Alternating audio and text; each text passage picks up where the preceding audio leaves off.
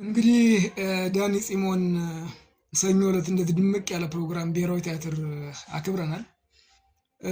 ብዙ ድጋፎች ተደርገውለታል።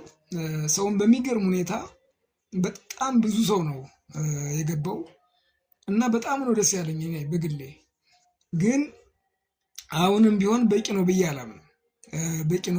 ምክንያቱም እሱ አሁን ካለበት ወቅታዊ ችግር አንጻር ወደሚወደው መድረክ እንዲመለስ ስር ነቀል ለውጥ መደረግ አለበት ብዬ አምናለሁና ይህ ነገር በቂ ነው ብዬ አላምንም። አቅም ያላቸው ግለሰቦች ወይም ድርጅቶች አግዘውት ችግሩ ስር ነቀል ተነቅሎ የጤናው ጉዳይም ተመልሶለት ወደ ሙያው የሚመለስበትን አጋጣሚ ቢፈጠር ብዬ አምናለሁና እዚህ በኋላ ችላ እንዳይባል የሚል ስጋት አለኝ። እዛ ውጭ ግን የዳኒ ችግር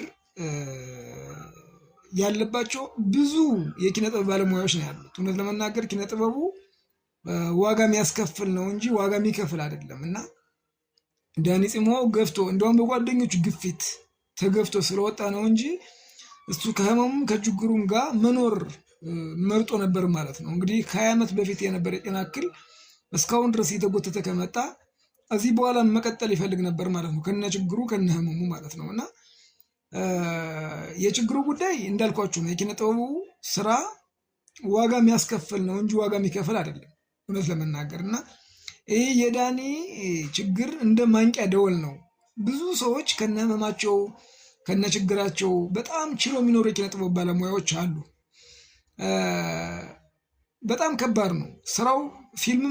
የፊልም ስራ በቀብድ ነው የሚሰራው። አብዛኛውን ጊዜ ገፍተው ተጣልተው እንዳይቀበሉ ለሌላ ስራ መበላሸት ነው ብለው ዝም ስለሚሉ አብዛኛው የፊልም ስራ በቀብድ ነው የሚከፈለው ነገር እዚህ ግባ የሚባልም አይደለም። የቲያትሩ ደግሞ ጭራሽ በቃ ለስሜት የሚሰራ ስራ ነው እንጂ ምንም ከዚህ ግባ የሚከፈለው ጉዳይ የለም። እና ይሄ ነገር አንዳንዴ የኛ ሀገር እውቅናው ራሱ ጥቅም እስከሌለው ድረስ ወይ ደግሞ አብሮ ይዞት የሚመጣው ነገር እስከሌለው ድረስ ከፍ ባላችሁ ቁጥር ችግራችሁ አብሮ ከፍ እያለ ነው የሚሄደው። አንደኛ በጣም ስትታወቅ ከዝቅ ካለ ከማማ ቤት ገብተህ እነዚህ ማዘር ቤቶች ምናምን የሚባሉ ቤት ገብተህ የሆነ ምግብ መብላት እንኳን አትችልም። ከሆነ ጀበና ቡና ሄደህ በእንትን ላይ መጠጣት አትችልም።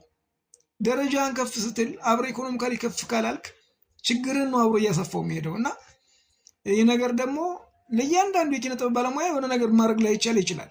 ግን ማስታወቂያም ታሰሩ ድርጅቶች አሁን እነሱን እየጠራችሁ ብታሰሯቸው ስለሚታወቁ እነሱን እየጠራችሁ ብታሰሯቸው ለኪነ ጥበቡም አንድ ልባት ነውና እንዲያው ሰው በቻለው ሁሉ ቢተጋገዝ ብዬ አምናለሁ። በተለይ ኪነ ጥበብ ባለሙያው በጣም ተጎድቷል እውነት ለመናገር በጣም ተጨማሪ ስራ እንዳይሰራ አራንተ ያይገባህ ምናምን ተገቢ ያልሆነ ክብር ሰተናቸው ከፍ አድርገናቸው ከፍ ማድረግ ጥሩ ነው። ግን እነሱ ካሉበት አንጻር አረይን ማይንቀው አይሰራውም ይሄማ እንዲያል ስም ከምንሰጣቸው ማስታወቂያም ታሰሩ ድርጅቶችም ምኖችም እነሱን የጠራችሁ ብታሰሯቸው አንደኛ ይታወቃሉ፣ ሲቀጥልም ለነሱም በተዘዋዋሪ ድጋፍም ስለሚሆን እንደዛ ቢደረግ ብዬ አምናለሁ። እና ሰላማችን ያብዛልን፣ ሀገራችን እግዚአብሔር ይጠብቅ።